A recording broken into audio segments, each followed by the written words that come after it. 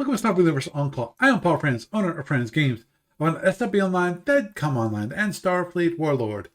Just a reminder how to join us with a Talkcast every Thursday night starting at 9:30 p.m. Eastern Time.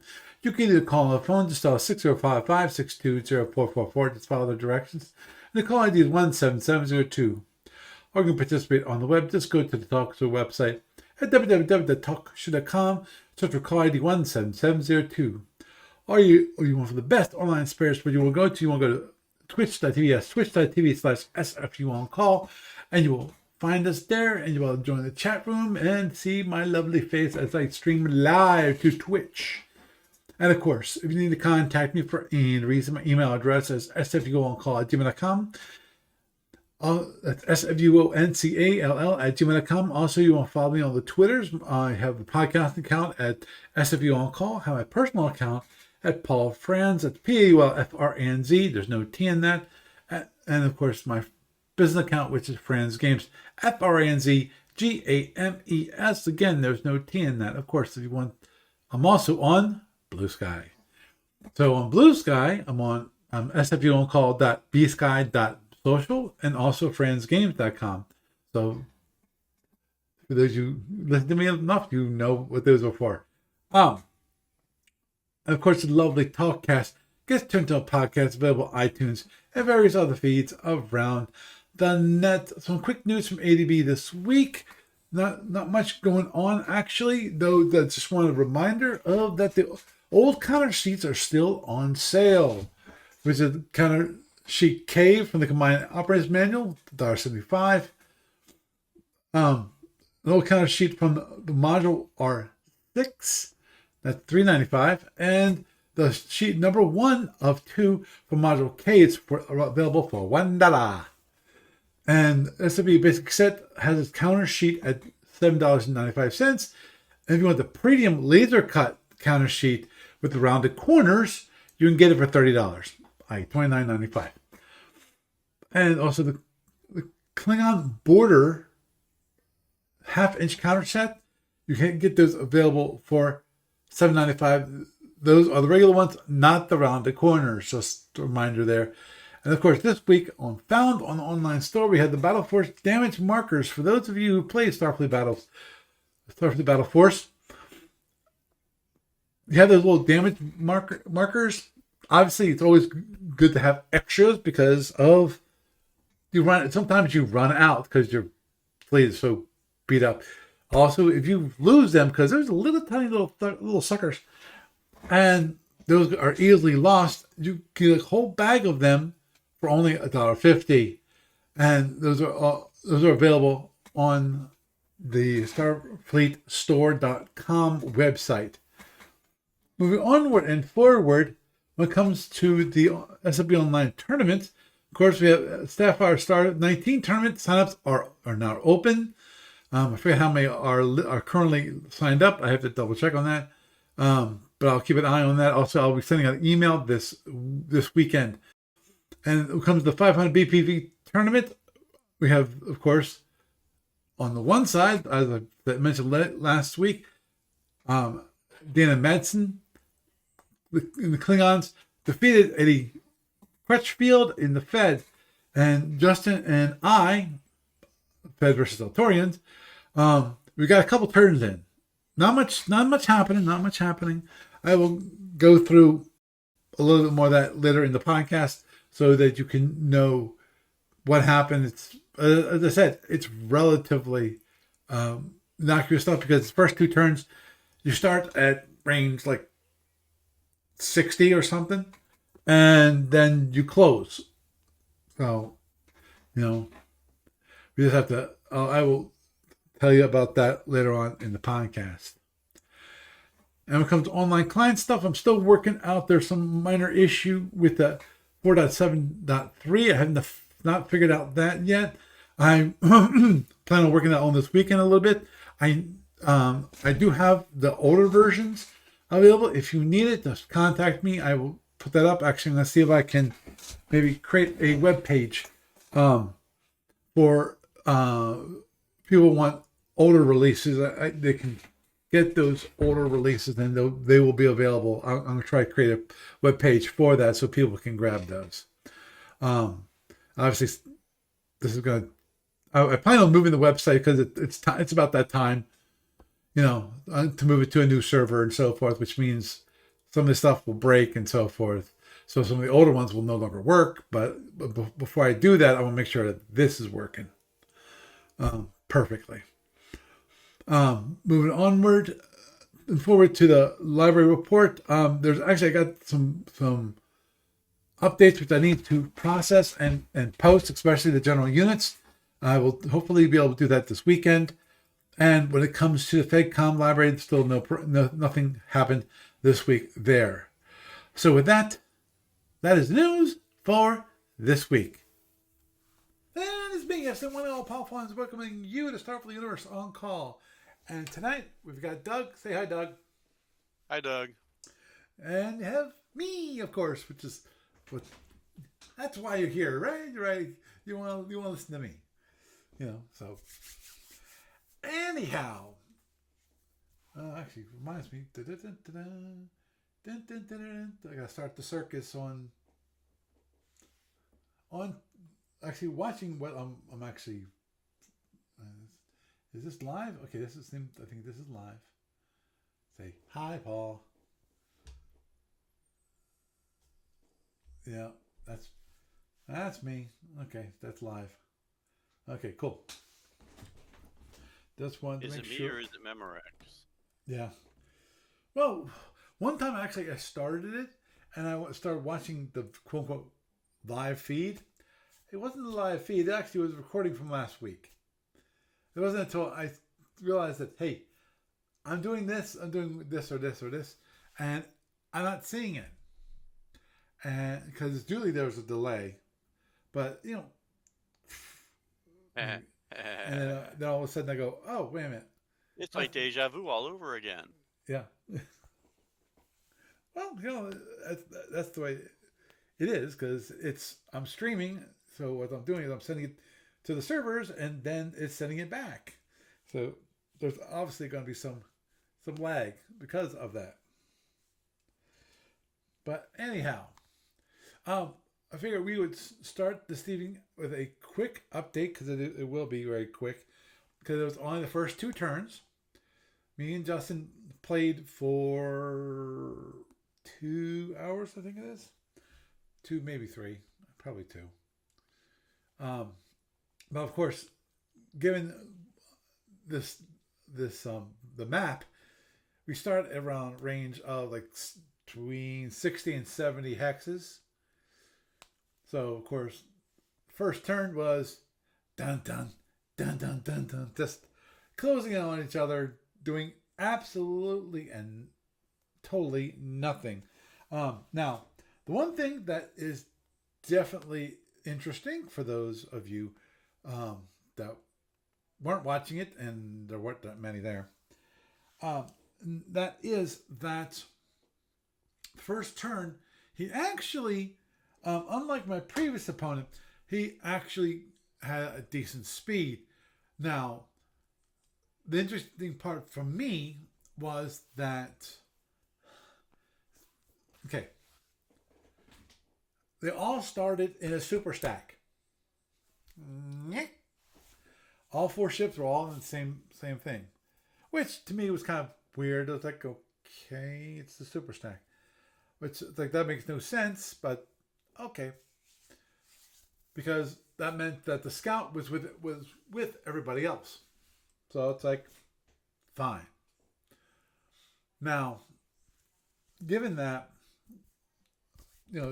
they started announced the speeds, and actually nothing, definitely not my surprise, which was that he had, well, the kind of surprise was they had all the ships going like 27 at the start of the turn, all except for the scout. The scout was going 15, which that doesn't surprise me at all, given the amount of power that's on that ship. It's not gonna go one. If you want to use any EW whatsoever for that ship, you can't be going super speedy. but and also um, that allowed him to basically have the scout fall back from the rest of the ships. Then came some more interesting. I'm not sure why he was doing this, but he was doing this, which was he did mid-turn. Okay, for the most part, he stayed around the same speed for the rest of the turn. Okay, no big deal. Second turn, this is where he went, in my mind, kind of goofy. In that, okay, he split his ships using and basically had them using different speeds. You know, and they went from 24 maybe down to like let me think about this for a moment. Down to like 16, and maybe sometimes going at a speed of 20. And you'd have on one impulse, you could have 4 different speeds being used. So that part was kind of weird. And right now, his ships are a little separated out. So you can. So it's the one thing I did not do, and I apologize. Let me see if I can at least maybe bring it up. Dun, dun, dun, and it would be not that one. Not that one. Today's the 29th, right? So it would be this one. Mm-hmm. Okay. Now let me go towards the.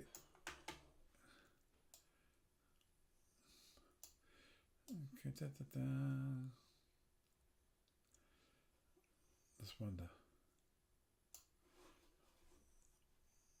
This is weird. What's weird?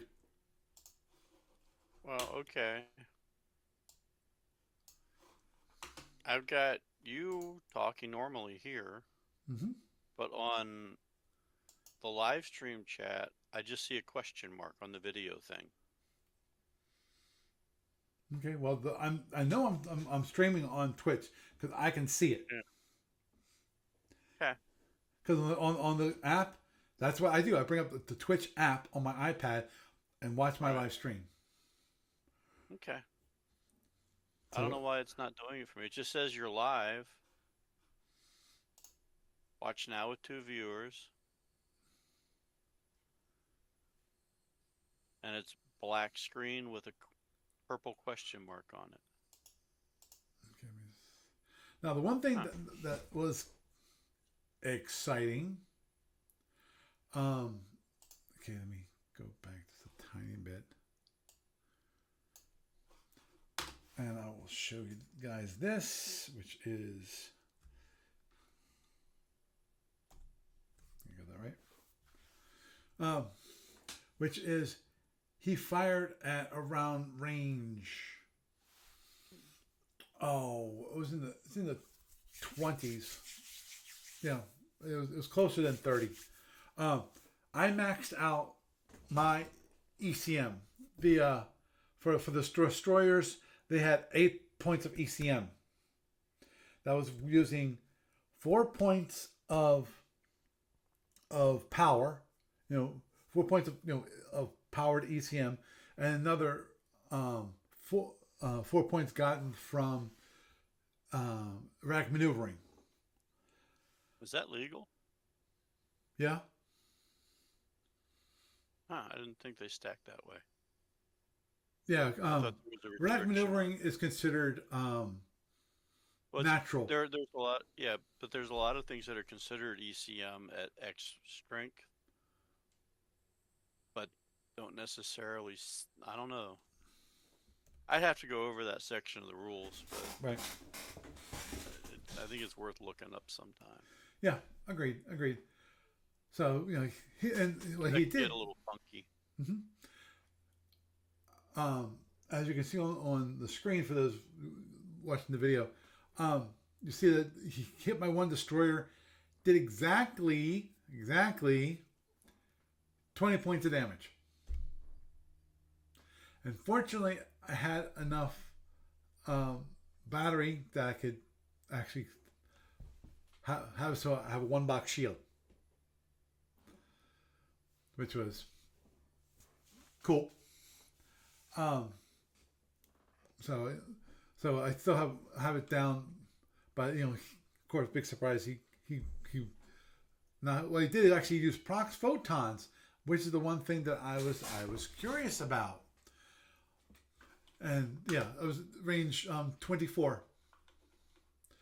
Oh, by the way, also one of the things he did this turn was that he launched, big surprise, ECM drones to protect his ships.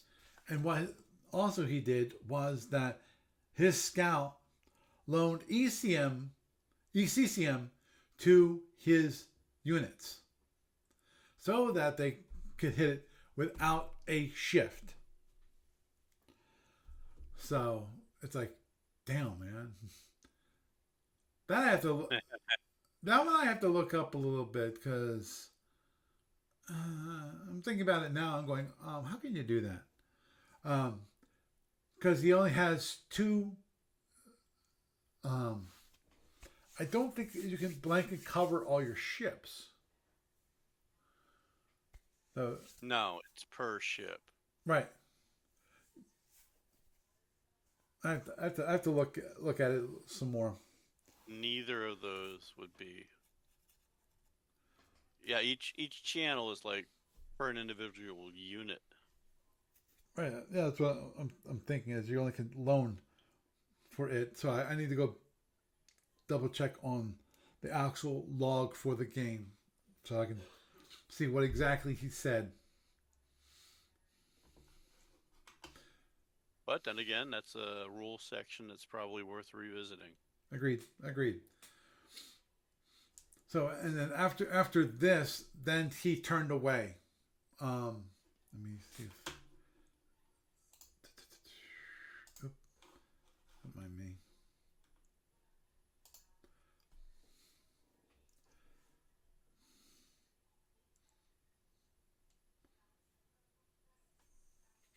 Right here.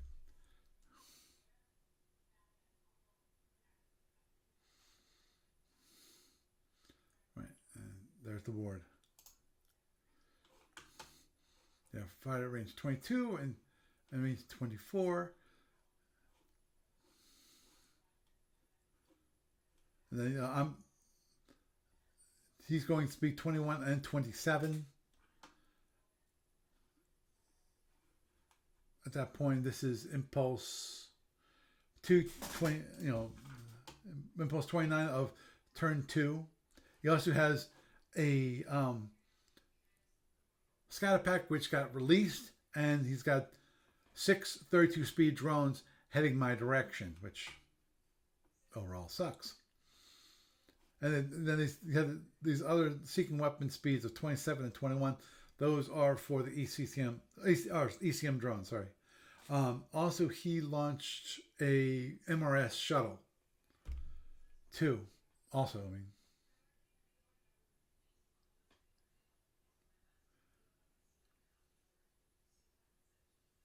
right. And see that this is when he changes. It's facing from facing F to facing E to get away from me because this is what's it 50, column 50, and he's heading south. Now this little sucker here, the farthest big surprise is the scout.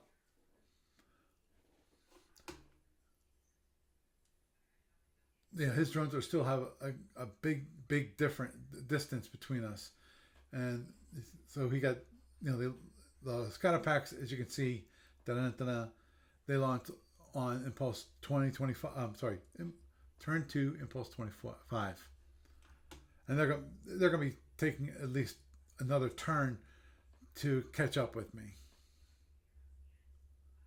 So that's going to be interesting. Okay.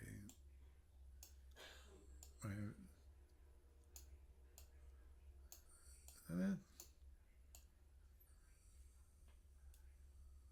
Did lose? Let me just wait for a moment. Video playback. Let me.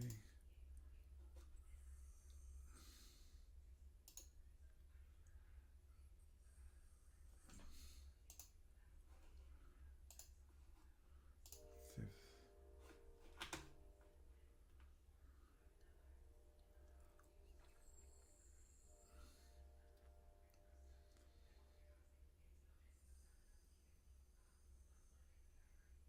okay.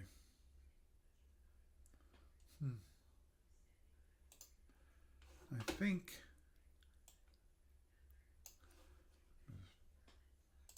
play more. I think I don't have anything after that. Oh, that's weird. Looks like the recording died after Impulse 30. Yeah.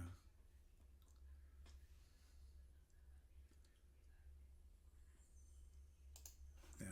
So I don't have anything past Impulse 30. Which there's not much happening. Impulse 31, 32. It was just basically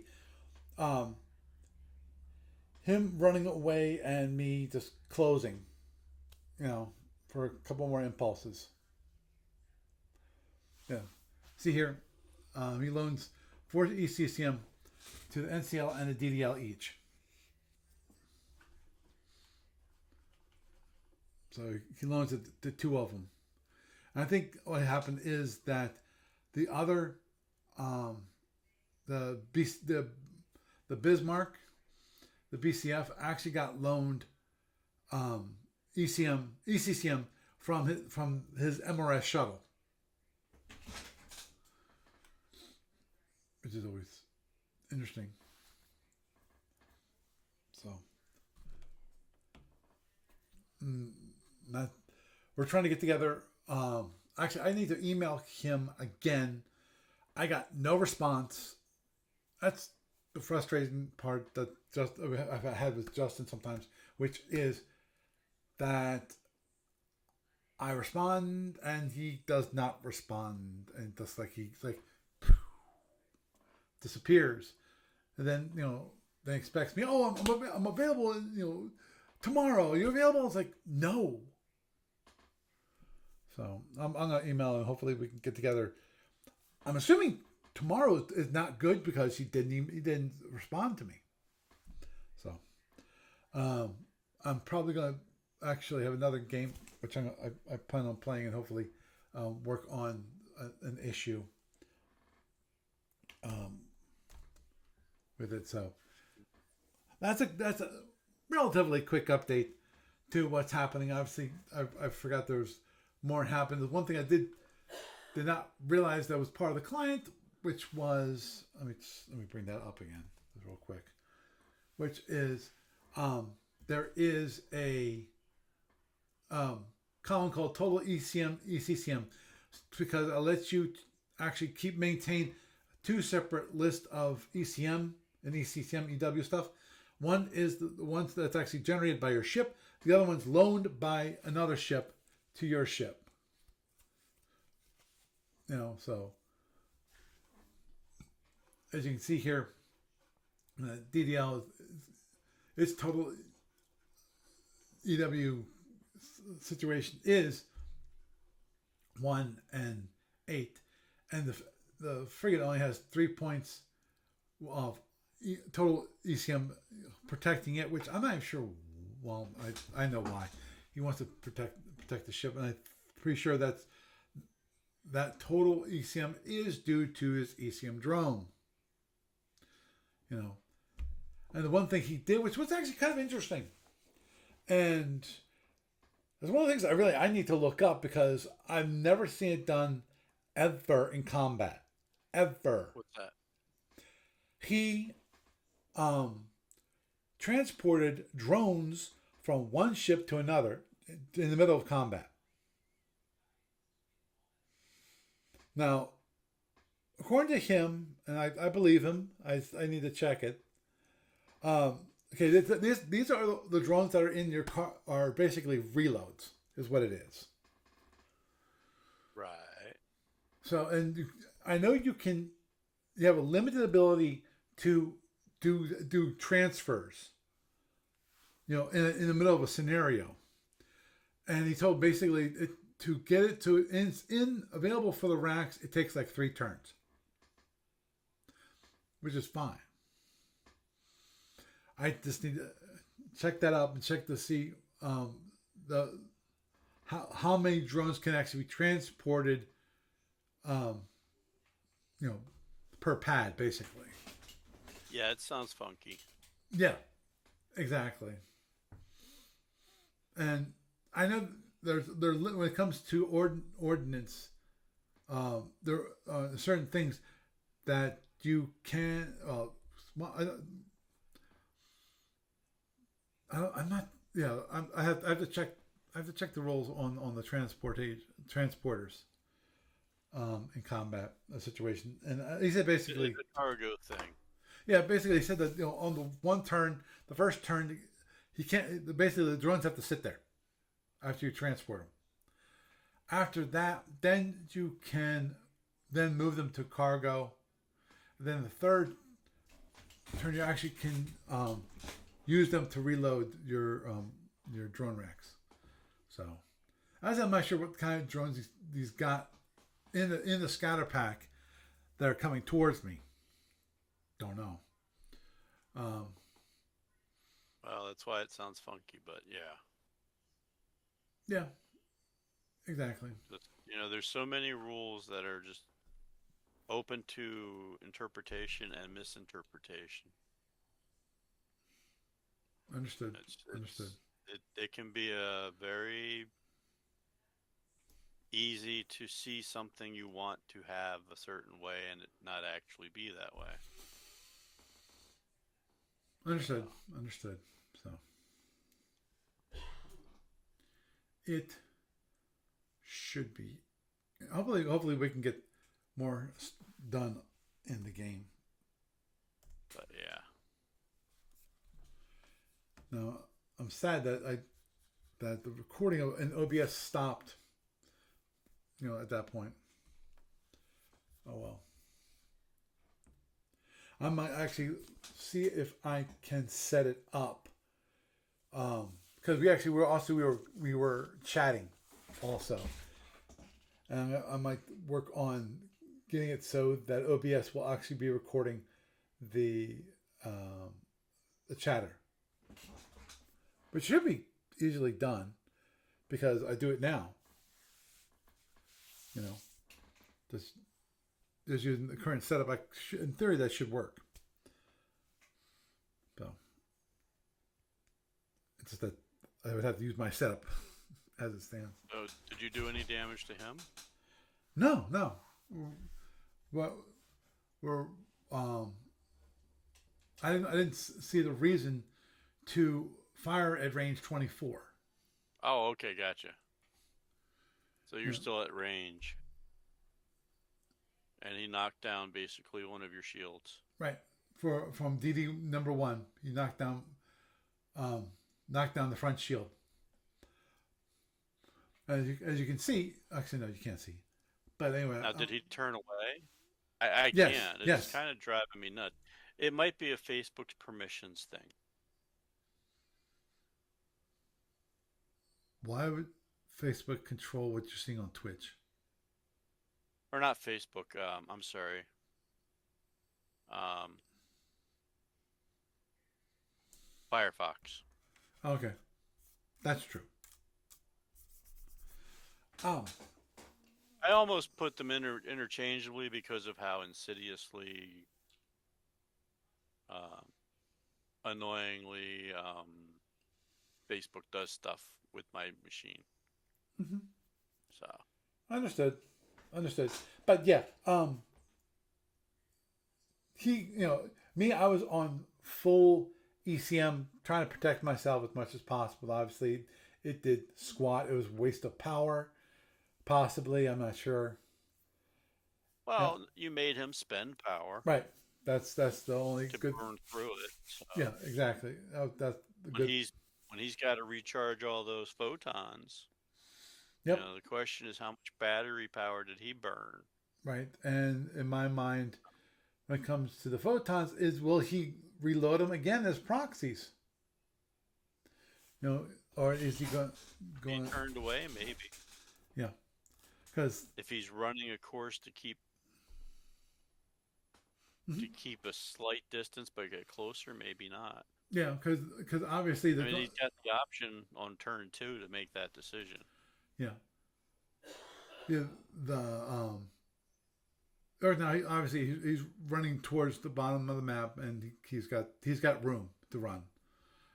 And the big issue for me is that if I turn, at the moment I'm closing towards him. And even as I close towards him, I'm gonna be closing towards his drones. So I should be able to knock down the drones, though it depends upon what kind of drones he's got. You know, I'm not sure. I didn't watch much about. I did not read much about his game and any specialty drones that he liked to use.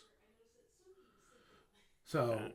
I'm not sure if he has any ones with phasers or just gonna have like multi warhead drones. I kind of doubt that. That'd be kind of silly. Um, I can see that. Not silly if it causes you damage instead of gets destroyed at range 2. Right. Well, usually multi warhead drones. What does it launch? It launches dogfight drones.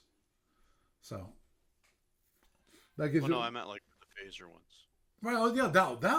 That's not the one I was poo pooing, because those would be very very useful at when you want to have them fire at range 2, because even if you kill them, you're going to range 2, okay, that's when you're going to fire at them.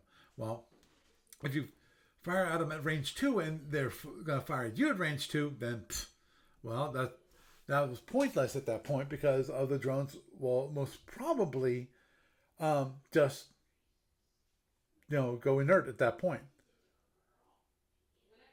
because I would think that those drones would have the maximum amount of phasers. In the case of Type 4, the phaser 2. In case of a Type 1, a phaser 3, and just do it that way, and so that and go from there.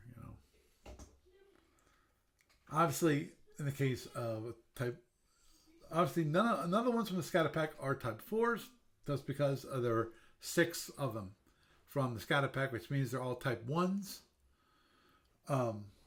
In theory, anyway. In theory, if Yeah, you could have the mix with the dogfight drones. that's what it just came to my attention, that in theory he could have a few dogfight drones and the rest be Type 4s. In which case, that will come to light very soon, because dogfight drones are a let me see, I forgot the range. It's either I want to say like range 15 drones. After They're that, short endurance. they're very short when it comes to durations. But it doesn't matter if you're in a scatter pack.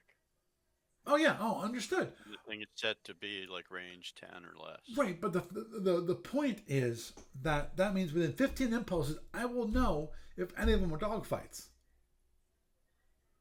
Well, that's why you ID them too. So Yeah, well, because you can ID them. well, okay. Currently, they got launched on Impulse 25. That means by the time, okay, when we start turn 3, they've got 8 impulses, which definitely though will not reach me, but within 8 impulses. So within 8 impulses, if nothing dies, then we know they're all Type 1s. Mm-hmm. That is from the scatter pack. He launched a couple on Impulse 28. No, one. I think one from Impulse 28. From one of the ones. He basically is obfuscating who they're from, easily by making them all F drone. Big pain in the ass. it's easy enough for me to know what those drones are, who they belong to. I just have to do a view info, and I can easily see that. I got checked. I think I can actually configure the game control so that I know the ship that actually launched the seeking weapon. So I can add that as a column in my game control window. In which case, I know it immediately which ships the one actually used from. Okay, wait, I gotta look at that a little more.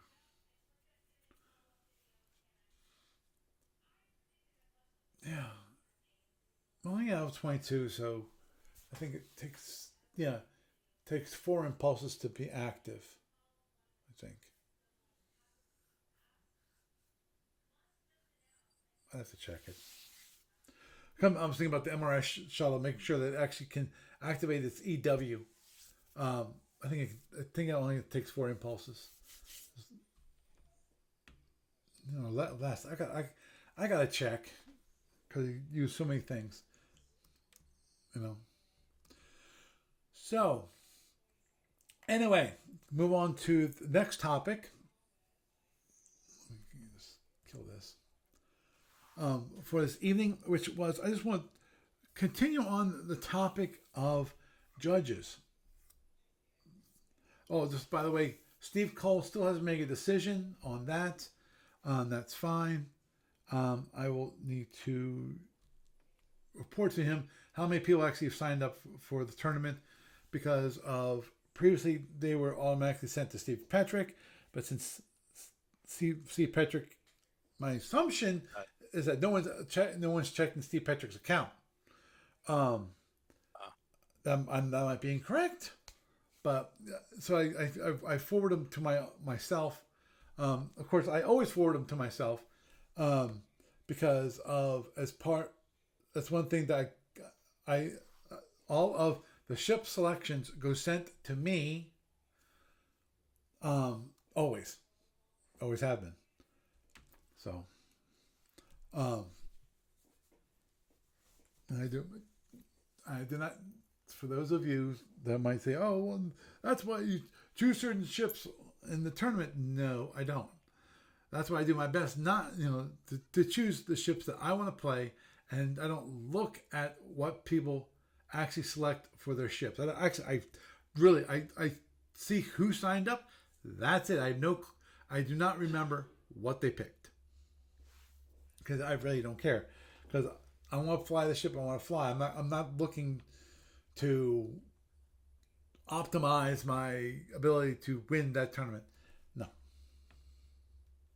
So, but anyway, the one thing I want to, in addition to the topic of what does it mean to be a judge, what does it take? What are the things that you are going to be responsible for? What are the good parts, bad parts? Obviously the trials and tribulations of being a judge, which I know from personal experience. Both in the case of being a judge for Origins, also in the case of many, many, many years ago. It's been so long. I used to run a very, very, very, very, very small tournament. It was I was able 4 to 6 people, possibly. This was a convention called Balticon, which I'm not sure if it's even run anymore. Yeah, it is. I know usually. I literally saw a post for it like this afternoon. Let me look at this because it's weird that you mentioned it because I literally saw a post for it this afternoon. Yep, there was somebody meeting somebody at Balticon. Big surprise. Yeah, they're still running Balticon and same time, which is Memorial Day weekend, which always was an interesting time to do it. Actually, let me look at this don't mind me. I'm going to look at this for a moment. RPG gaming, board gaming. Read more. Yeah, wide selection of board games to play with 2 dozen scheduled. from board game schedule is Illustration, Adduction, as in duck, as in duck, quack, quack. Space Cats Fight Fascism, Mystic Pass, Robot Quest Arena, The Gang, Caution Signs, Liriati, The Hobbit, An Unexpected Journey, Tesseract, Magic the Gathering, Open Draft Tournament. What else? The game. This game is killer. Oh yes. Are you a werewolf? Oh, good Lord. Yeah. Yeah, I know. I've played it, and I've seen it played. Mm-hmm. So yeah. Finn Spin in the footsteps of Marie Curie. Marie Curie, yeah. Rojas of the Gangs. I'm looking at all these Robot Quest Arena. I'm looking at these games and going, I don't recognize any of these. Oh, some of them sound familiar. You realize that with the ability of people to do small publications now, it's exploded. As a hobby, board gaming has exploded in a way over the last decade that 30 years ago would have been pretty inconceivable, actually. And they have some video. Okay. So, wow. They had some video gaming there too. They watched the RPG. They had RPG gaming, but that doesn't surprise me, given it's a sci-fi convention. Oh, dude, Balticon was one of the first conventions I went to after I came home from the Army back in the 80s. Mm-hmm. And I think I only ever got to one of them. Yeah, But at that particular convention, I got to play a whole bunch of back-to-back Traveler scenarios. Had a lot of fun. Mm-hmm. Yeah, I say almost 5 years. I actually would go down there and I would set up a table, and I ran a mini tournament there a few years when enough people showed up. A lot of times I would sit there on my computer, if no one showed up, and I'd be happy to play to do demos in the board game room. So yeah, they have Pathfinder 1E from the Blackness, Porcelain Souls. Okay, The Witch's Dead double session. Of course, Pokemon. Blade Runner, Electric Dreams, Alien, Heart of Darkness, D&D 5e, playing the Night of Terror. Is Magic and Steel, Lord Finney's Curse,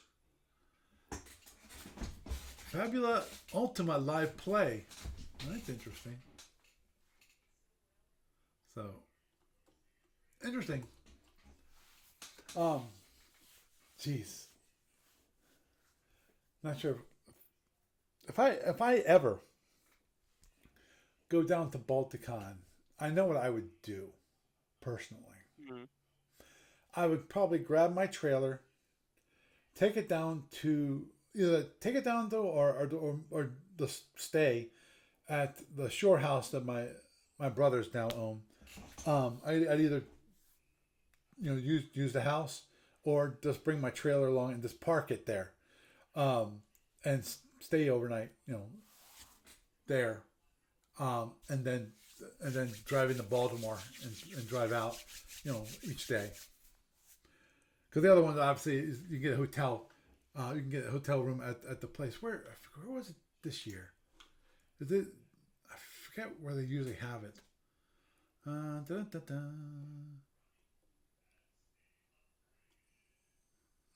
Sorry, I'm looking at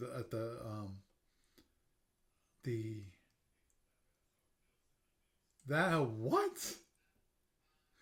Baltimore Gamer Symphony Orchestra. Interesting. They're a music guest of honor. I'm assuming they had some of the BSO playing there as guests. You never know. Yeah. Ever heard of Ferenc Gregor? No. Yeah, Blake Collins was a gaming guest of honor. Stephanie Law, artist guest of honor. Sebastian de Castel, another author, which is guest of Skill. honor. Okay. Sylvia Morano Garcia is an author, guest of honor. Mark Abrams is a science guest of honor. Joanna Fang was a gaming guest of honor. So interesting. And I don't it for the it was $89 for adults. For the whole weekend or just today? I'm willing to bet that's for the whole weekend. Never assume. I know, but they don't give daily. Oh, but it's for a membership. You have to be basically to become a member. Yeah, Zenkai Con does that, and I'm like, eh. Understood. To me, that just seems like you're getting into scam level stuff. It's like, is it really membership? I mean, if it is, do I get to vote on a board? You know. Oh, understood. Oh yeah, the hotel and directions. Tax evasion stuff for the guys running the Well, the thing. kind of ones. Again, it'll be the Renaissance Baltimore Harbor Place Hotel. Where is that located? I know where it used to be. Da, da, da.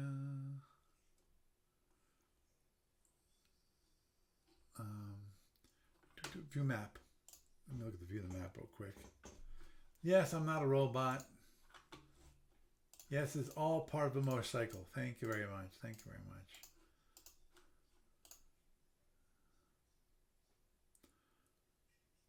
Okay, oh, it's right on Pratt Street. Okay. Oh, I know where this is. That's not where they used to have it. That's not the hotel where they used to have it. It was farther away from the Inner Harbor. Mm. I said, it's. Oh, where do I. Can I. Was it. I'm just seeing if I can find the place. Probably won't be able to, but I just want to do a quick check. Oh, there it is. There it is.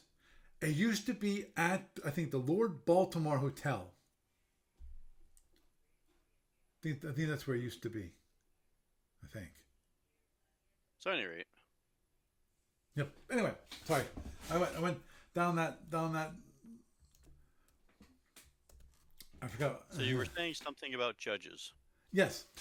And you obviously have experience with it. Now, the one thing that I want to bring, a topic that I wanted to bring up, just because of, okay, I'm going to back up just for a quick moment in that the one thing that always I think was an issue overall when it comes to, yikes,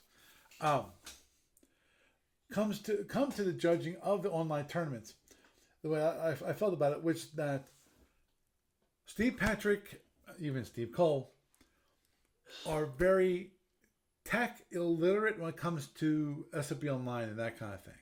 That's all. Obviously they have upgraded their systems, so they actually use. Previously, they didn't use computers to actually do Starfleet battles. Starfleet battles, writing that up. Then they started using the graphics and so forth, and they actually have a good system in place. Some of the software they're using is pretty old. The old Macs. I'm not running this brand new Mac. Came out. Look here, whippersnapper. 2 years ago. Theirs are more like over 15 years old, possibly even older. You gotta. That shit makes me feel young. I know. Modern. Yeah. Hip. But it. Yeah, I know. Dude, I was the generation that just got introduced to personal computers. Yeah, you and me both. Yep. This was I was the generation where the first computers, I mean, this is that were available. You had to put together yourself. So and then a couple years later, that's when they started actually producing things like the Commodore 64, the VIC 20, that kind of thing. Hey, look, sword. Uh-huh. Zork? You said someone say Zork. Shh. I did not. Ah, Okay, but anyway, given that, um, you could try if you want to, you could try to send him game files. That really wouldn't help him because he didn't know the client and so forth. Now, right. one topic I wanted to bring up, and I'm not sure if there's any real things that can be done, but it's obviously there are certain things. Well, certain things that I can do that no one else can do for good reason. Job security. No, Getting good. no. I don't want people to do something which everybody else will regret. But things like I'm one of those people that if you give me a game file, I can reset the ownership of anybody. And that's I've done that in the past when it comes to like Frank LeMay's campaign. Some person has gone off the radar or whatever. They send me the game file and say, okay, can you reassign all these ships from this person to this person? And I say, fine, boom. Like I can change it, and boom, they're assigned to this other person without that person being involved, or without the original person being involved. So which is great as a utility for people. Now, the thing is for judges, they need kind of that superpower. Mainly, at the very least, maybe part of it just might be sending the game files to me, even if I'm not judging, sending the game files to me, so then I can take the game file, reset the ownership, and have whoever's being the judge have it so it's owned by them. So then what they can do is they can load up the game file. They can look to see what are the notes. They can look at the log. They can, because the log these days the log is actually saved as part of the game file, so that you can actually scroll back to the very beginning of the game, which is great for those situations. And then if it's owned by the judge, then they can actually check out the EA, see what happened. They should be able to, depending upon how the person ran the client, if they use the tools of the client, then these are simpler. For example, if someone just allocates the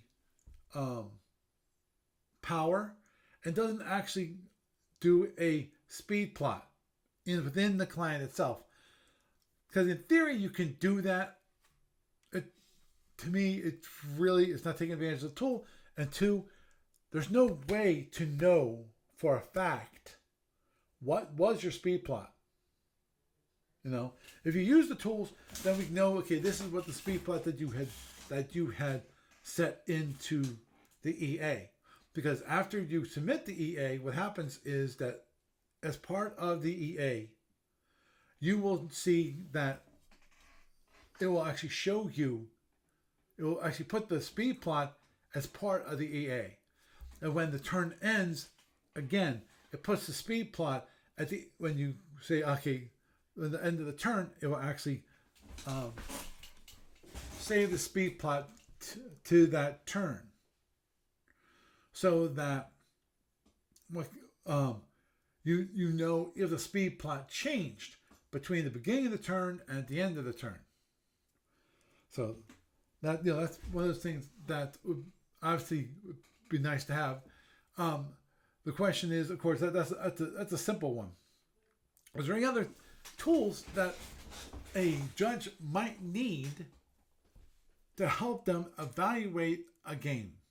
Possibly The original thought is adjudication, but obviously there could be other things. Now, here comes the tough part, and that is, in some cases, when it comes to issue resolution, if there's an issue with the game itself, meaning they have a rules question, or in the case of it happened in at Origins, where someone their energy allocation was wrong.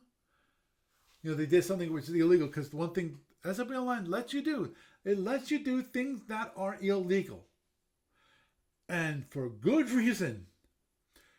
The good reason is that for those of you How who've to a done pain in the butt it would be to code it.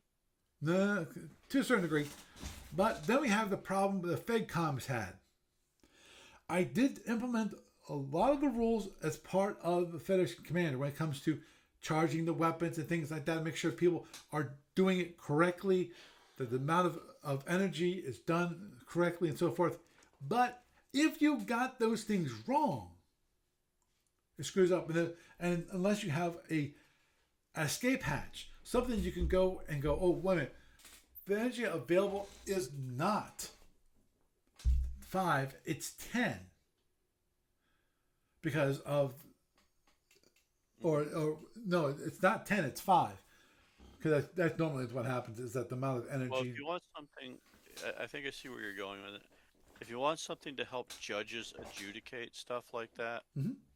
why not just have an export setup that takes all the EAs, all the text from the text boxes, all the chat stuff between the players, all the mapping, and do them as like separate PDFs that can be lined up next to each other. And that way you can look at the person's energy allocation. You can go through all the energy allocations for all the turns to make sure everything's right. You can see what's marked off on all the ships. You can see all the damage rolls. You can see all the actions each person states and when they stated them. That's probably the number one thing that a judge would want, is just being to line up who did what, who said what, and when did it all happen. Because you really don't need much more than that, unless maybe you had a playback tool that saved all the files, and then you could run it like a movie and the judge can see the entire progression of the game. Right. That's the one thing I was thinking of, is possibly having playback. I'm not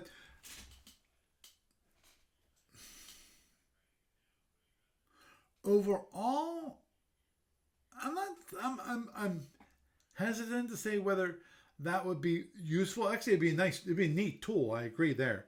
It would be Um, actually very helpful for players yeah. as well, Well, but it'd be nice for to a be able. judge, it would probably be the invaluable thing. Because then it's not a matter of, like at a convention, all you can really see is the SSD and what's sitting on the map at a particular point in time and the explanations of the players. Right. Whereas here you have a potential for an electronic record of literally everything that happens. And you could potentially set it up so that you have an electronic record of literally everything that happens. Mm-hmm. Because for something to be done, they have to tell the other player, and they have to tell the other player in writing in the game, pretty much. For the most part, depends. That's Yeah, for the that's most part, if you're not on TeamSpeak or Discord or something right. talking. That's the gotcha. Um, Yeah. because that's So one thing. if you really, really, really, really, really, really, really want it, and you want it so that Stuff can be adjudicated by a third party who has not watched the game and can answer the question and not have to worry about somebody's bad memory or misconception, etc. Him. Um, then, yeah, there you go. You just set the thing up so that you can record each step of the game as it progresses and play it back. Understood. Um, actually, I have to look at that again. I'm 'Cause- sorry I gave you the simplest possible answer. no, no. See, I here, apologize. no, that's fine. As I as I pointed out, the only question uh, that might help in certain situations, certain adjudications. Yes, certain adjudications it means nothing. Um, for example, if the adjudication is that the game, you've run past your time limit, because there are time limits when it comes to the when the next round for the tournament Right. going to be going forward. At that point, you got to say, okay, guys, you guys have been given 3 weeks. You've not got it done. Where are you in the game? And I'll make an adjudication based on that, and you got to give me your information and so forth. Um, at that point in the game, it doesn't. The past history doesn't matter, except in the case of making sure everything was correct. Well, there's that, and it also shows you the trend of the game. I can tell you the trend of the game, but still, you don't know what's in the person's mind. That, as I pointed out last week, you basically have to not quite interrogate, but you have to ask the person what is their plan for victory. And looking at the past of the history of the game, the only thing that you could possibly tell from that is possibly there might be the reaction. That's all. But you Or can't. if they were stalling. If you think they're just stalling for time too. Yeah, there's a lot of things you might be able to forensically pull out of looking at what somebody has done, because what they've done is an indicator of what they're looking to do. Possibly, yeah. And if it's I run in and I fire at range 30 to do a little damage and I run away, and then and I rinse and repeat, well, and then I start running the clock out, that's very indicative of stalling. And then hoping for somebody to like quit, or getting to a point of judgment has to happen, and because you did two internals to the guy and managed to run away instead of closing, then you try to get a win by default kind of thing. Yeah. See, there's just all sorts of different thoughts there. Oh, understood. Um, true. The big problem with the whole thing is that so much of the game could be subjective Mm-hmm. when it comes to judgment call time. Yeah. Agreed. Agreed. Um, yeah. Creating PDFs would be difficult, but takes a lot of work. um, Well, a lot of things take a lot of work that are kind of worth it in the long run. mm-hmm. It may be difficult to set something up like that, but once you have it set up, it could turn out to be an invaluable tool for you. Because seeing the entire history of the game can cut out people's bullshit, basically. Mm-hmm.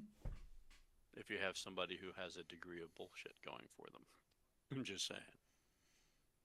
Understood. Understood. Not that I'm cynical. No, I didn't hear that at all. But But yeah, it's still an invaluable potential for you, Hmm. or has a potential to be very valuable. Take your pick. Understood. Yeah, that's. Hmm. I was just started thinking about certain things. For example, one thing that it would actually have to be part of the tournament game room itself, or maybe a tournament. No, no, probably the game room itself at the moment would be the easiest one to do, um, which is certain options. For example, one of the options that I thought about might be a good thing, which is automatically turn on the logging of the timestamps, because normally that's an option, that is an option by the player. The player can enable the timestamps, or they can also disable the timestamps. They don't have. It's an option.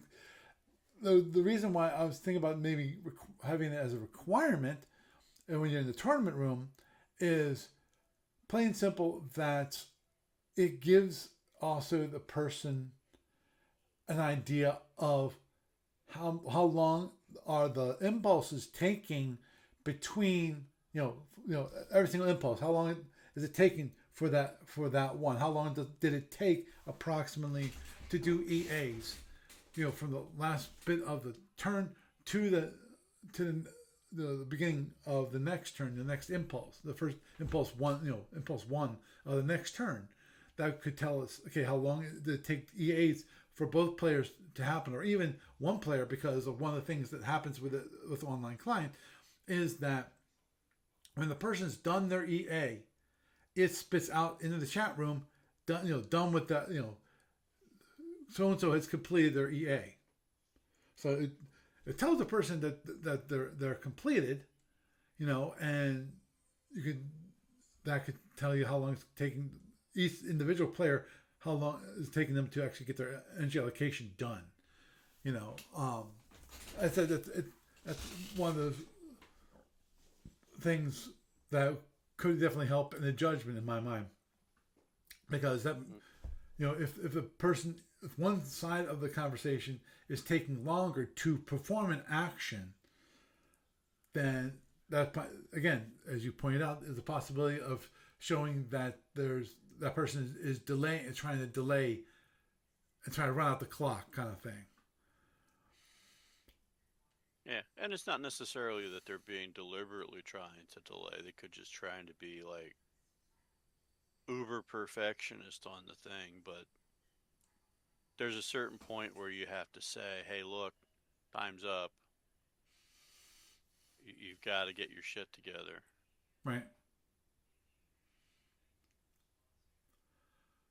So, Yeah. At the moment, I can't think of any other option that should be almost a requirement for players. Um, as you pointed out, well, you because could have like a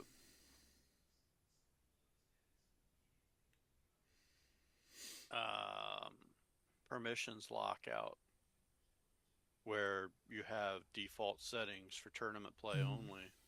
yeah. And basically, if they generate their file, they can do whatever they want within the rules, but they can't Mm. alter their files. They can't delete their files. They can save their file to send to the GM as an encrypted thing. Uh, Also, how deep do you want to go with the thing? there's also one possibility that I just thought of, which is the how in the case, the current situation, where if they want to look at the game, basically they have to send it to me, and then I can then assign it to them.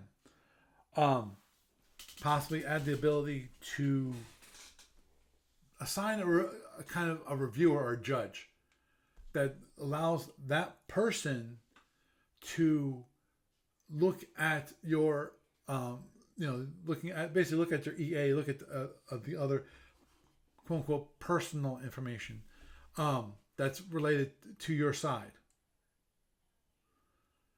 Without involving me, you know, having to reset the ownership. Well, basically, you have to set permissions for somebody else to do that. That's all that is. Right. You have to be able to give somebody the same kind of administrative stuff you can do. That's what it sounds like. Yeah, but I'm thinking of more of as part of the tournament game, you can assign a judge. Right. And so instead of actually giving that, giving that ability to somebody else, the player themselves is giving that ability to that person. Why? So that That makes no sense. it limits the possible abuse. Well, no. It actually opens it up for potential abuse. If he decides, Buddy A and Buddy B. Buddy B decides he wants to be the judge for, or Buddy A decides Buddy B can be his judge. Yeah, no. Why don't you just have, like, I assign a judge for this particular tournament in addition to myself. So if you guys, anybody has a problem, the judge can look at it. And this person has the permissions to go do this stuff. Because otherwise, then if you're saying that I'll let the player decide who gets to look at my stuff, then you're inviting players to just name judges randomly, potentially. That doesn't sound right. Yeah, but So if you're gonna rope somebody in to being a judge or an extra helper on the thing, then you should probably have them hooked into the system with those permissions. And that's a permission you can give on a tournament round to round basis if you want. yeah, it just means that. But it's also something where somebody's ready to go do the job instead of, because otherwise they could just come to you anyways. True, that's fine. If you're running the tournament, I'm just saying. Yeah, if I'm running the tournament, then this is kind of pointless. Yeah, the only part where it makes a difference is if you're playing in the tournament and you need a separate judge, right, potentially for a round that you're involved in. Mm-hmm.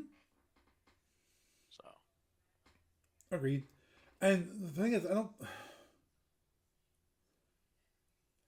I don't see where having a person assign some random person as the judge is an issue.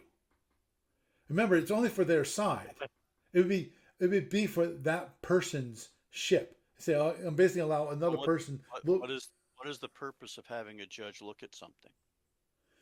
To evaluate, to be able to load up the game file and see the person's EA and any other expendable information that's part of the ship itself.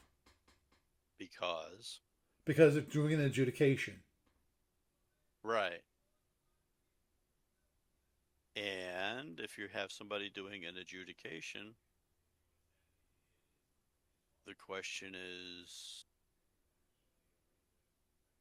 why are they doing the adjudication, and why is the person picking the person to do the adjudication instead of you picking the person to do the adjudication? Well, yeah, well, the only issue there obviously is that you got one. I have to make sure I had support into the tournament room to say, okay, what tournament are you running?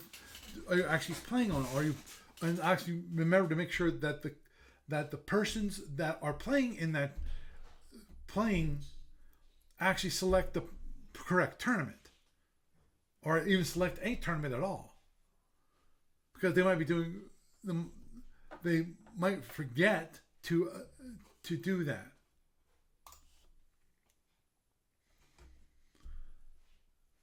Kind of lost me on that. Well, we have tournament games all the time.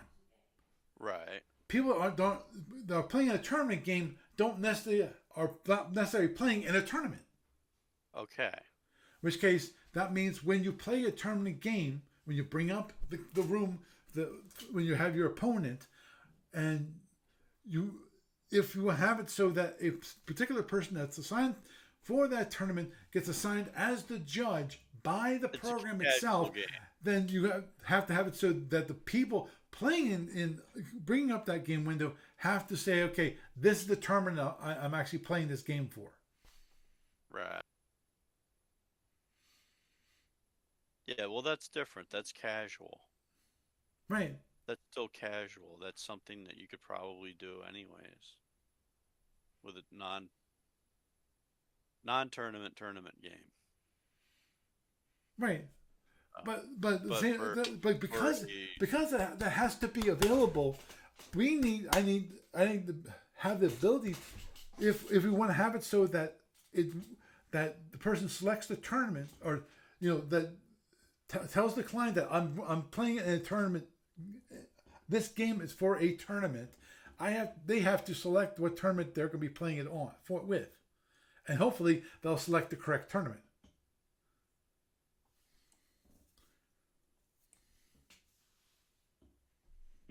okay. I think actually part of this at the moment, this discussion, Doug, I think the problem is that you never played using the client. Well, there's that, but it's also what are you trying to get at as a thing that needs to be done? And the question is, when you say adjudication, then I'm thinking in terms of you've got a judge who's going to be looking at both sides of a tournament, both players, Mm-hmm. to make a ruling. Mm-hmm. And if you're doing that kind of thing organizationally for a tournament that's like a multi-bracketed thing with a whole bunch of people, then you could have a person that's a dedicated judge, and you give that person permissions so that if the two players say, yeah, we need an adjudication, or you as the administrator say, I need this adjudicated because they've hit their time limit, then that person can go look at both things. Whereas what you're saying sounds more like a casual play thing, where if you're basically playing a tournament fight, but you're not part of a tournament, and somebody thinks they screwed up and they want to have somebody else check their stuff, then they could do that. So it just sounds like two different things. Well, that is two different That's what things, I'm. but the point of what I was trying to, I was the thing I was trying to avoid is, one, getting me involved, two, giving the person administration access to Mhm. allow them to look at anybody's ships, Right. because there's no difference between a normal SFB battle and a tournament battle in the client. There's no Right. difference. So That's if you right. In the give them client. administration, that means if they're playing in some fleet battle as part of a campaign, they could actually bring up that power and go, oh, I want to see what that person is doing. And I don't want that Right. occurring. Which Right. is And which I've what I'm saying is you could make it a tournament specific thing, an event specific thing. which means that For also that person. you have the person that's in the online client has to tell them that what I'm doing is part of that event. Right. And where would that go? Is it when they log in? Is it when they actually bring up the game? Is it, you know, bring up a game room? When where did they say that? Well, I don't know. I think this is something that maybe is another layer to the game administrative stuff that you might want to consider adding later on. So, because I mean, if you give a blanket permission in the server side of it, then yeah, that person could do that anytime for anything. Right. But on the other hand, if you go into your setup and you create an addition, and I hate to say this, an additional layer of, um, say, event permissions. And event permission is uh, tournament play versus casual play, pickup play. Like you would have, as the person that runs the entire system, you would have the overarching anything, anytime power to go in and do whatever you want. But the individual other people in the system, you could then assign them different levels of access. So if you have casual play access for everybody where they can only go in and see their stuff and do their thing with their part of the client where they're interacting with it, and then you have your level of you can go in and do everything. Well, what you would need to do then is add an extra differentiating layer that says, okay, here's an event class, and that event class is one, casual play, scenario play, tournament play, and then the tournament play would be tournament ID X. So, you know, tournament ID A, B, C, D, E. So you have like, here's, I create tournament A that is the 2025 first, you know, tree type or patrol type tournament of the year.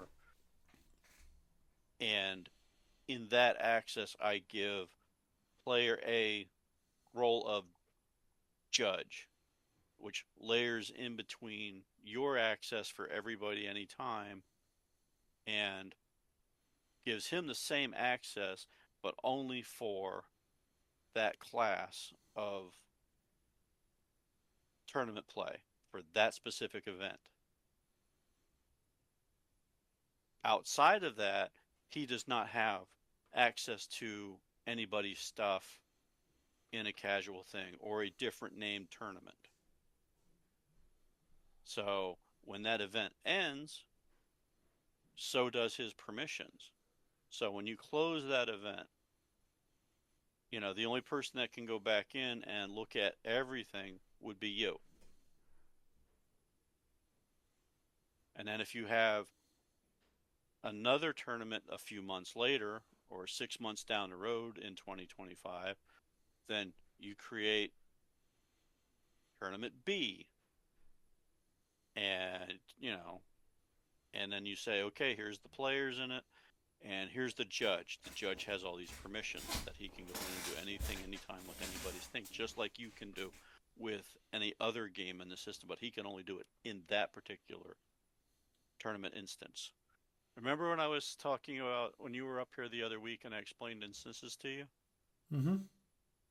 It's kind of the exact same thing, except that you're creating instance permissions and like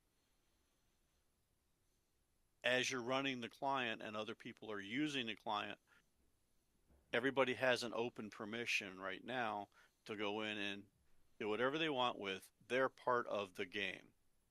They don't have the permission to look at other people's stuff. You have permission to go in and look at anybody's thing anytime. But if you add a judge and you give them your permissions, that's too much because that It's an unnecessary step. And if you want to limit that, then you create a sub instance class, like I was explaining to you about instances. Then you can have your own class of this is the tournament and this is specific tournament X. And I'm assigning a this guy has this permission in that instance. So there you go. I think that maybe that waters chain kind of like filtrates out all of or most of what you're talking about then. Does that make sense? Or did I just give you some really fine gibberish there? Well, some really fine gibberish if you know about the architecture of SFB Online. Okay. Because I don't know it. I'm not a programmer. Because see, all the power is in the client. The server is dumb as nails. Right. The only thing it does is it helps with synchronizing the information between the clients.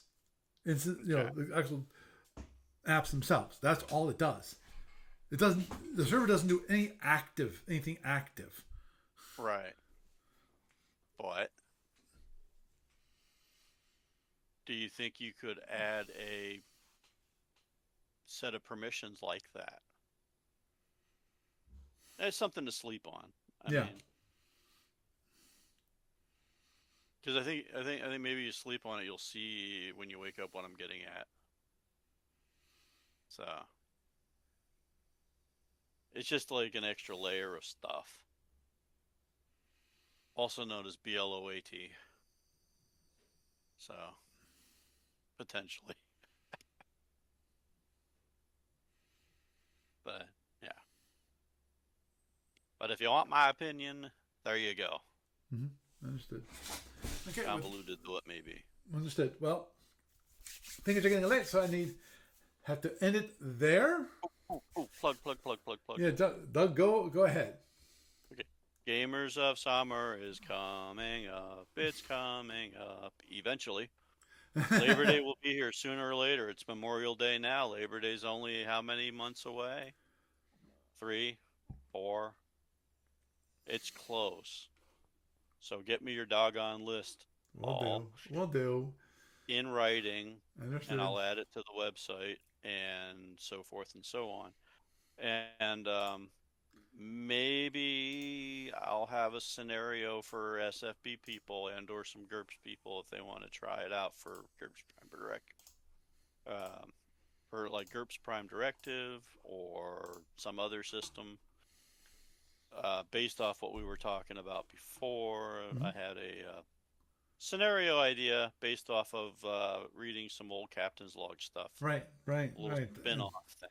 And to those of you that were and listening I to the podcast, it should we'll be able to get together. listen to last week. Yeah. I don't know if we'll get together with Barry or not for you guys to play test the concept or not. I still have to write the thing out a bit, but that's not something that would take me that long to do. The real thing is I just need the motivation to sit down and do it. So, but hey, there it is. Understood. Gamers of Summer, Labor Day weekend, Saturday, Sunday, Monday, Red Lion Hotel in Harrisburg. It's only year, 17, 16, something like that. So, yay, very nice venue. Bunch of nice people come out for it, and you too could come out and get blown up. If we had people who committed specifically for SFB playtest scenario unknown blind, I would maybe consider painting some miniatures for it. Bringing that in and making it an extra special layer cake thing. So there you go. That's my plug. Gamers of Winter coming up. Or Gamers of Summer coming up. Gamers of Winter's much later. But yeah. Yay. Thank you, Paul. You're welcome. Thanks for having me on again. Agreed. Okay. Have a good night. And if you want to pop down sometime soon, let me know. We'll do. Okay. Good night. So I had some ideas there for possible things to help with judges. Hopefully not involving me, because I think that'd be a great benefit, especially in the case of if Steve Cole says, no, Paul, you're busy enough as it is. I'm gonna select someone else to be the judge for the Sapphire Star tournaments, and that's fine. If he wants to do that, that's his prerogative. So anyhow, with that, I am Paul Franz, and I bid you a good night.